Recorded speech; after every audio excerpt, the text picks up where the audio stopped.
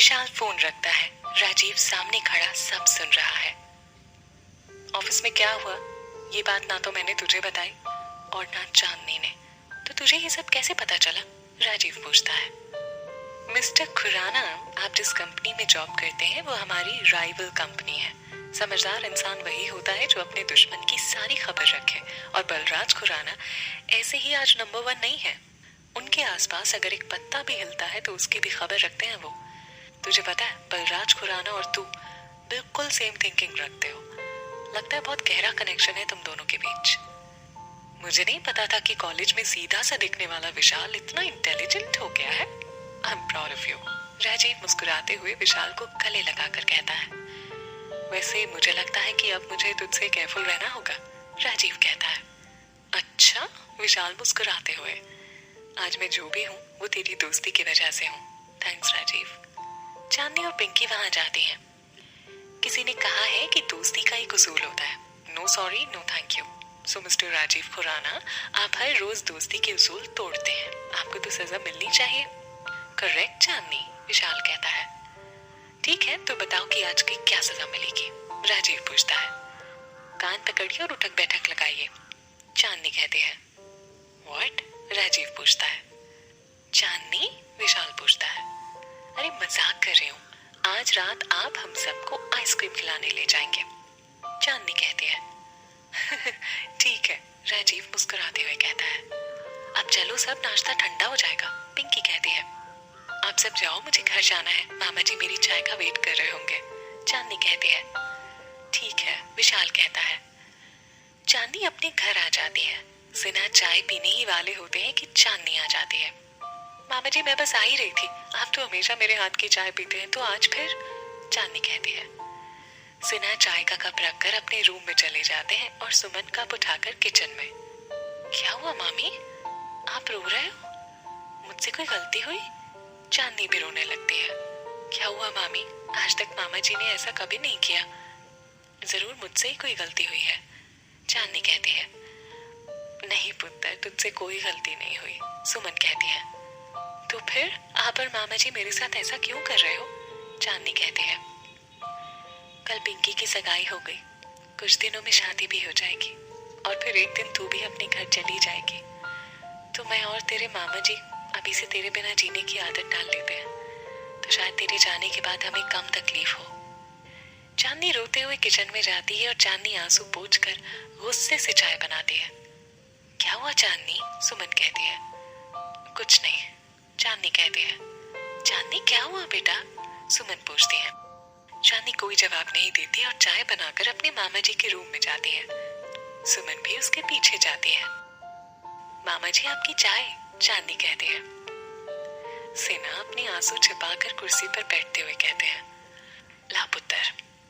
चांदनी कुर्सी के पास बैठकर अपने मामा जी के घुटनों पर अपना सिर रखकर रोते हुए कहती है। मामा जी, सगाई पिंकी की हुई और आप दोनों ने मुझे पराया कर दिया। कल को अगर मेरी शादी हो गई तो आप दोनों तो मुझे भूल ही जाएंगे। अगर शादी के बाद मुझे आप दोनों भूलने वाले हैं तो कान्हा जी की कसम मैं कभी शादी नहीं करूंगी। चांदनी उठकर खड़ी हो जाती है। अगर आप दोनों ने मुझे खुद से दूर कर दिया तो मैं तो अनाथ हो जाऊंगी। सुमन चांदनी के आंसू पोंछते हुए कहती है। ये कैसी बातें कर रही है चांदनी?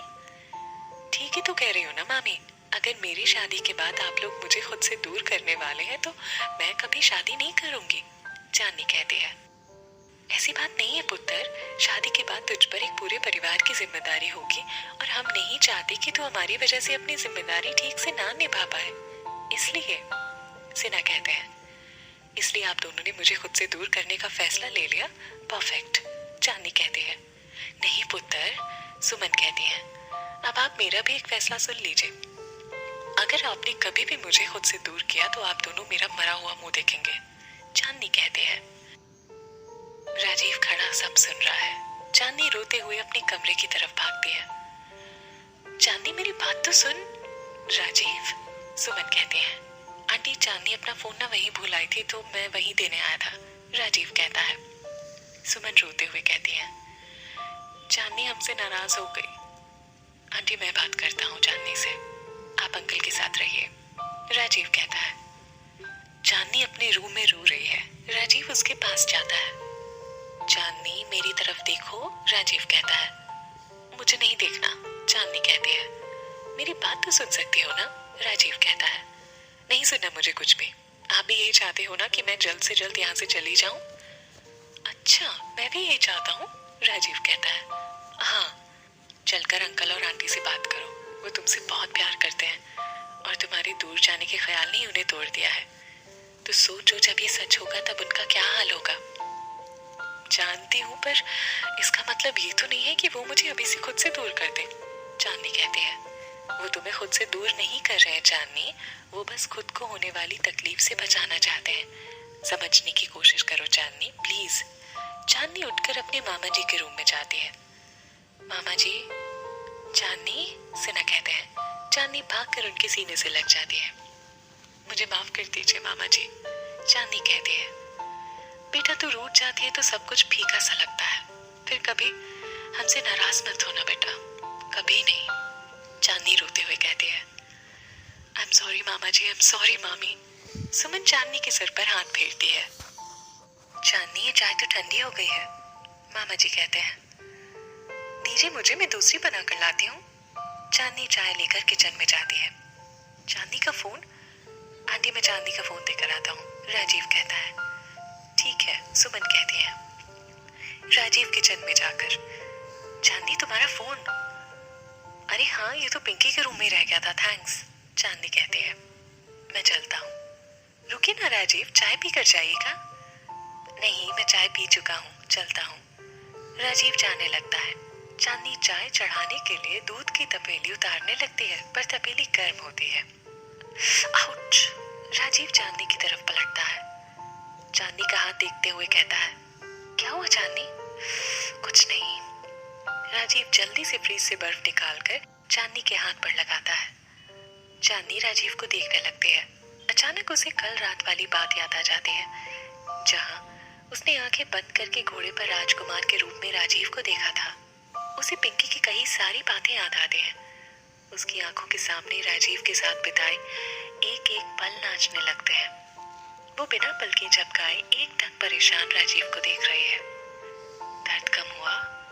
चांदनी कुछ नहीं बोलती, बल्कि उसे देख रही होती है। चांदनी, अभी भी जलन हो रही है चांदनी? राजीव पूछता है। चांदनी घबरा कर अपना हाथ छुड़ाते हुए कहती है, मैं ठीक हूँ। चांदनी चाय बनाने लगती है। कुछ देर राजीव उसे देख रहा होता है और फिर चला जाता है। उसके जाने के बाद चांदनी अपनी नजरें उठाकर उसे जाते हुए देखती है।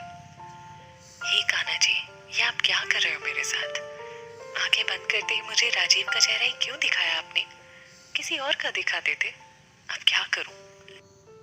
विशाल खुराना कंस्ट्रक्शन के ऑफिस पहुंच चुका है। वो सीधे बलराज खुराना के कैबिन में जाता है।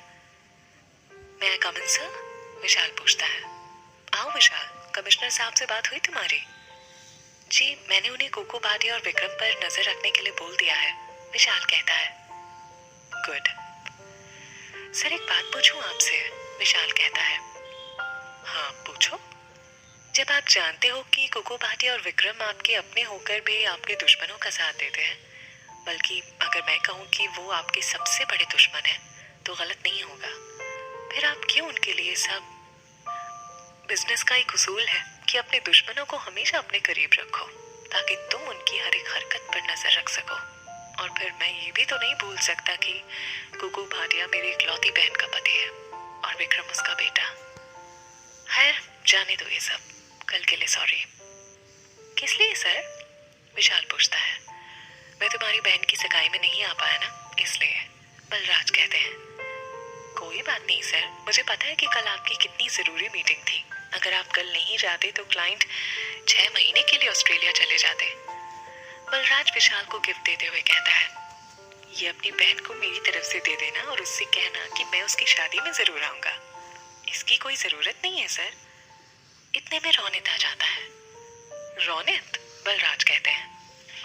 और नहीं तो क्या पापा, आप नहीं आ पाए तो क्या हुआ? मैं तो इत्तेफाक से इनकी बहन की मंगनी में पहुंच गया था। व्हाट? बलराज कहते हैं। जी पापा, विशाल की बहन की सगाई समीर से हुई है। क्या? समीर, सुखी का बेटा? जी, पर उसने तो मुझे कुछ नहीं बताया। मेरा दोस्त होकर बिना मुझे बताए अपने बेटे की मंगनी कर दी। अभी फोन करता हूँ उसे। बात यह है सर कि विशाल बलराज को सारी बात बताता है। ओह, तो ये बात है। ठीक है, तो मैं उससे बाद में निपट लूंगा। अब तो डबल हक बनता है तुम्हारी बहन का इस गिफ्ट पर, बलराज कहते हैं। ठीक कहा पापा आपने। तो फिर मैं खुद पिंकी को ये गिफ्ट अपने हाथों से दूंगा आपकी तरफ से, रोनित मन में खुद से कहता है। इस बहाने मेरी ड्रीम गर्ल से मिलने का मौका भी मिल जाएगा। Good idea. विशाल, निशा के क्रेडिट कार्ड्स के बिल पे कर दिए तुमने? बलराज पूछते हैं। जी सर, विशाल कहता है। ठीक है, तुम जाओ और मुझे लंदन प्रोजेक्ट की अकाउंट फाइल कंप्लीट करके दो, बलराज कहते हैं। जी सर। विशाल चला जाता है। पापा मैं भी चलता हूँ, रोनित कहता है। ठीक है,